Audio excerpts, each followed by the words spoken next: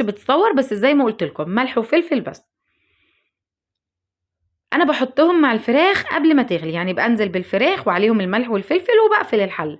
والحمد لله الفراخ بتاعتي زي ما انتوا شايفين ما طلعتش اي ريم، لاني غسلها كويس. ركنتهم على جنب في العين اللي جنبي، وحطيت حلة تانية فيها شوية زيت، ونزلت عليهم بمعلقتين صلصة من الجاهزة، وقطعة من البصل اللي انا مفرزاه مقلي وجاهز. ولما حسيت ان الطماطم اتسبكت ونطرت الزيت على الوش، نزلت بعصير الطماطم. ومن الحاجات المهمة انك تحافظي على مكانك نظيف. طول ما انت شغالة البوتاجاز بيتبهدل منك، فحاولي بقدر الامكان انك انت تنضفيه اول باول. رجعت للصلصة وحطيت لها ملح وفلفل. والله تفريز الحاجة بيختصر لك وقت ومجهود فعلا. ده الكرنب انا سلقاه ومقطعاه وشايلاه، بفكه كده تحت المية لما بكون مستعجلة، واحطه في مصفى يصفي كل المية اللي فيه.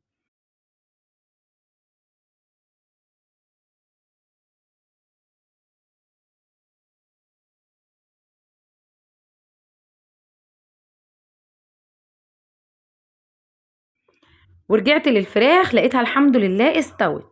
طلعتها من الشوربة، وشايفين جمال الشوربة، والله الشوربة دي ما طلعت معلقة ريم واحدة بس، ما طلعتش ولا معلقة. وديكوا شايفين النتيجة. ولو عاوزين طريقتي في غسيل الفراخ اكتبوا لي في الكومنتات. جبت شفشق وعليه مصفى وحطيت فيه الشوربة علشان اصفيها، وعملت كده في شفشق تاني برضو. اخدت واحد من الاتنين اللي انا عملتهم وحطيت له كبشتين طماطم. حبيت اوريكم الشفشقين جنب بعض عشان تعرفوا. هي الشوربه بتاعتي كانت حمرا من الطماطم، لكن معلقتين الصلصه خلوا الشفشق التاني شايفين مليان صلصه عشان يطلع الكرنب بلونه احمر احمر احمر. وسر حلاوه المحشي في الخطوه اللي جايه دي، في حته توم وبصل وفلفل في الكبه، وحطي عليهم ملح وكمون وفلفل اسود، واضربيهم كويس جدا. والحمد لله في السراء والضراء الكبة شكلها اتحرقت، فنقلتهم في الكبة التانية وضربتهم كويس جدا وركنتهم برضو على جنب. في حلة الشوربة اللي لسه مفضيينها دلوقتي، انا ما غسلتهاش على فكرة، دي مكانها شوربة يعني. نزلت بشوية زيت وعليهم الرز تقلبتين اتنين، ونزلت بالصلصة وبرضو تقلبتين، ونزلت بالخضرة. وعلى فكرة الخضرة متفرزنة برضو. وبعدين اخر حاجة الخلطة اللي احنا لسه ضربينها في الكبة. الخلطة دي بقى نقلت خلطة المحشي في حتة تانية خالص. دي الصلصة اللي فضلت معايا، نقلتها في حلة صغيرة لحد ما تبرد، وبعدين هشيلها في الفريزر.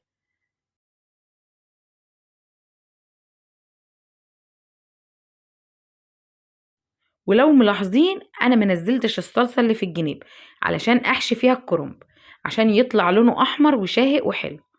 نزلت بقى بعيدان الكرنب متقطعة جاهزة، العيدان اللي بتطلع من وسط الكرنباية وانا بقطعها عشان اشيلها في الفريزر، باخد منها وبقطعها مكعبات وبشيلها جاهزة كده في الفريزر.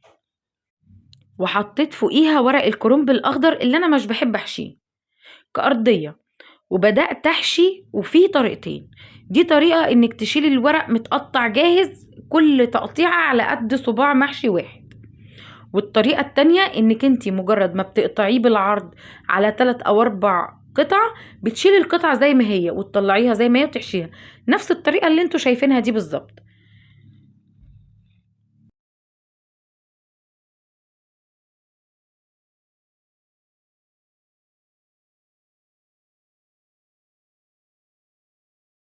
وادي البتنجان بوقف الحل على جنب ورص البتنجان. انا بحشي 3/4 البتنجانه، بشرط تكون مش مكبوسه، لكن لو مكبوسه يبقى لحد النص.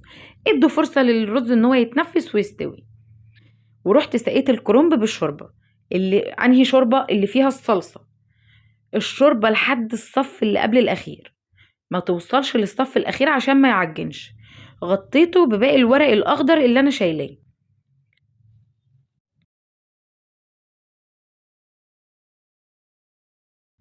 ورحت سقيت البتنجان من الشوربه التانية اللي مفيش عليها اضافات.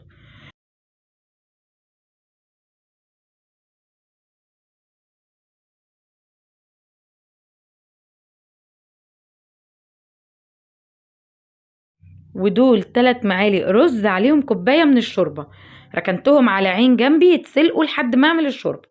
شوربة لسان العصفور. حطيت نص كوباية من لسان العصفور وحبة زيت، وأول ما احمر نزلت بالشوربة. وتاني بأكد عليكم، نزلت عليها بالشوربة العادية، الشوربة اللي عليها صلصة دي للكرنب فقط. حطيت له ملح وفلفل للشوربة وغطيت عليه، أول ما لقيتها غليت شلتها من على النار فورا علشان ما تنشيش معايا، هي هتستوي لوحدها. ورجعت للكشك عشان أكمله.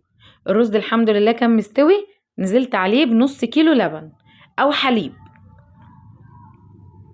وسبته يغلي، ورحت اتبل الفراخ. انا عماله راحه جايه راحه جايه، بس كلنا كده في المطابخ يا جماعه، بنحط حاجه ونسوي حاجه وحاجه بتغلي علشان ننجز كل حاجه مع بعضها. حطيت بقسماط ناعم ودقيق وفيجيتار حار، انا مستعمله بتاع ماي واي اللي هو الكريسبي، تحفه بجد وبهاراته مش عاديه. قلبتهم مع بعض. اللي بنزل فيه الفراخ، اللي هو الصوص اللي بنزل فيه الفراخ ده، بيض ولبن وميه وملح وفلفل. تبلي الفراخ في السائل ده الاول، وبعد كده انزلي بيه في الفيجيتار. خلصت كل كميه الفراخ، نرجع بقى للكشك اللي كنا سايبين اللبن بتاعه يغلي على النار. اللبن خلاص بدأ يغلي، دوبت معلقتين كبار نشا مع ربع كوبايه ميه ونزلت بيهم على اللبن، ولما تقل ركنته على جنب ورحت احمر له بصلايه. حطيت الزبده ونزلت عليها بالبصل برضو مفرزناه بس من غير قلي. اول ما بيديني اللون الذهبي بنزل بيه على الكشك على طول، بس بسيب شويه منه عشان احطهم على وش الطبق.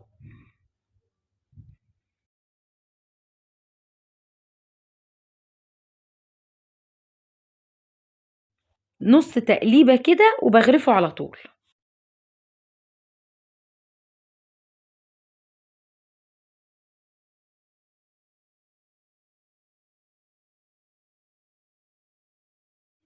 ونزلت بالفراخ في الزيت حمرتها.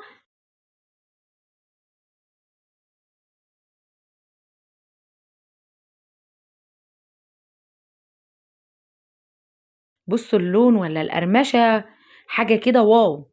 انا عماله اجري بسرعه لان خلاص جعانين وعايزين ياكلوا. تعالوا بقى نغرف المحشي بسرعه بسرعه كده. بصوا بقى وركزوا في تفاصيل المحشي. الكرنب طالع لونه تحفه، لمعانه تحفه، يعني انتوا اكيد شايفين اللمعه واللون، ما بالك بقى بالطعم. يا جماعه انا بديلكوا خلاصه خبرتي في عمايل المحشي، ودي كنوز صدقوني والله. وبعون الله مش بس الكرنب اللي بيلمع، احنا اي حاجة بنعملها في المحشي بتطلع بتبرق مش بتلمع. بجد بجد بجد جربوا الوصفة دي ومش هتندموا.